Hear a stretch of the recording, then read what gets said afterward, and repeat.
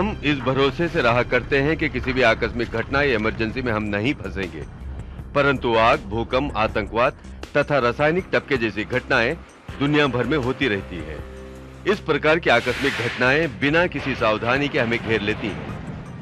ये कार्यक्रम इस प्रकार तैयार किया गया है कि अगर आप ऐसी आकस्मिक घटनाओं से दो चार होना पड़े तो आपको क्या करना चाहिए। अगर खतरे की घंटी सुनाई दे तो विशेष आकस्मिक स्थितियों में आपको क्या उपाय अपनाने चाहिए, इसकी भी जानकारी दी जाएगी, जैसे कि भूकंप का आना या किसी हानिदायक वस्तु का निकल पड़ना। आप किसी भी प्रकार के कार्यालय में काम कर सकते हैं। हो सकता है आपके कार्यालय में हानिदायक रसायन हो। हर कार्यालय का रंग ढंग अलग अलग हो सकता है, इसीलिए इस प्रकार की शिक्षा आपके लिए अवश्य हो जाती है। ये शिक्षाएं आपको सिखाएंगी कि खतरे से बचने और खतरे की घंटी बजने पर आपको क्या क्या उपाय करने होंगे। आपका मालिक इसकी पूरी शिक्षा देगा, परंतु अपने बचाव के लिए क्या उपाय आप करेंगे ये जानकारी अवश्य होती है। आपके कार्यालय का नक्शा और हर स्थान की जानकारी आपको होनी चाहिए। खतरे की परिस्थितियों में अपने बचाव के लिए बाहर निकलने के हर स्थान और मार्ग की जानकारी अवश्य होनी चाहिए। आपको जान रखना चाहिए कि आग बुझाने के साधन और खतरे की घंटी दबाने के बटन कहां-कहां हैं और उन्हें कैसे बरता जाता है। घटना स्थल से बाहर निकलकर आपको कहां जाना चाहिए ये भी जानना अवश्य है। आकस्मिक घटनाओं से बचाव के लिए आपके कार्यालय में खतरों की सूचना तुरंत देने के साधन अवश्य होंगे। ये साधन अलग-अलग प्रकार के होंगे।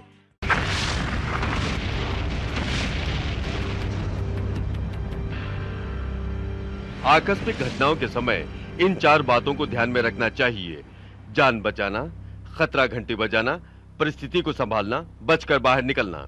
तुरंत किसी की जान खतरे में है तो उसे बचाइए, मगर उसी समय अपनी जान खतरे में न डालिए। बचाव कर्मचारी भी हुआ करते हैं जो जान बचाने की विशेष शिक्षा प्राप्त किए हुए होते हैं। बिना किसी बचाव शिक्षा के या बचाव साधनों को पहने अगर आप किसी की जान बचाने कार्य में उतरेंगे तो आप खुद अपनी जान से जाएंगे। आपके कार्यालय के खतरा घंटी सिस्टम को हरकत में लाइए। इसके लिए आप अलार्म के दस्ते को खींचेंगे या आकस्मिक जानकारी सिस्टम को काम में लाएंगे।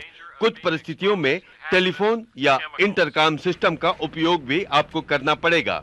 आकस्मिक घटना के बारे में अधिकारी से बात करते समय आप अपना नाम, स्थल और आकस्मिक घटना किस प्रकार की है यह तमाम जानकारी देंगे।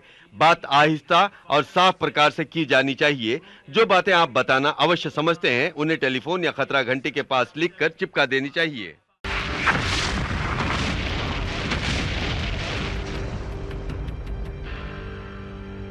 बम फटने के कारण अगर आपको बाहर निकलने की हिदायत मिले तो सावधानी से काम लेते हुए तुरंत बाहर निकल जाइए। दरीचे या ऐसी वस्तुओं से दूर रहिए जिनके टूटकर गिरने के इम्कान हो। टूट फूट से गिरने वाली वस्तुओं से बचाव के लिए झुके हुए टेबल या डेस्क की आड़ ले लीजिए। बाहर निकलते समय कोई कोट, स्तर, खाली ड्रायर अगर सर पर रख लिया जाए तो आपका बचाव हो सकता है।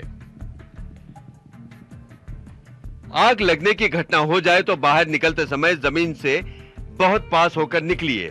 ध्यान में रखिए कि जलने से उठने वाला धुआं गुब्बारे की तरह ऊपर की ओर उठता है और अपने साथ जहरीली गैस भी रखता है। आप जितना जमीन से लगे रहेंगे, सांस लेने में खतरा कम होगा। घटना स्थल से बाहर निकलते ही विशेष स्थान में जमा हो जाइए। अगर आप जलकर गिरी हुई वस्तुओं में फंस गए हो तो अपने मुंह को कपड़े या अपने स्तर से ढांक लीजिए। पानी नलों, खंभों या दीवारों पर दस्तक दीजिए ताकि बाहर वालों को पता चले कि आप किस जगह फंसे हुए हैं। अगर आपके पास कोई सीटी हो तो उसे फूंकिए। चीखने चिल्लाने का उपाय आखिरी रास्ते के प्रकार होना चाहिए, क्योंकि चीखते समय आप जहरीली धूल अपने अंदर लेने लगेंगे। टूटी फूटी इमारतों पर फंसे हुए व्यक्तियों के बचाव में तुरंत मत उतरिए। उसके लिए विशेष साधनों और शिक्षा की आवश्यकता होती है।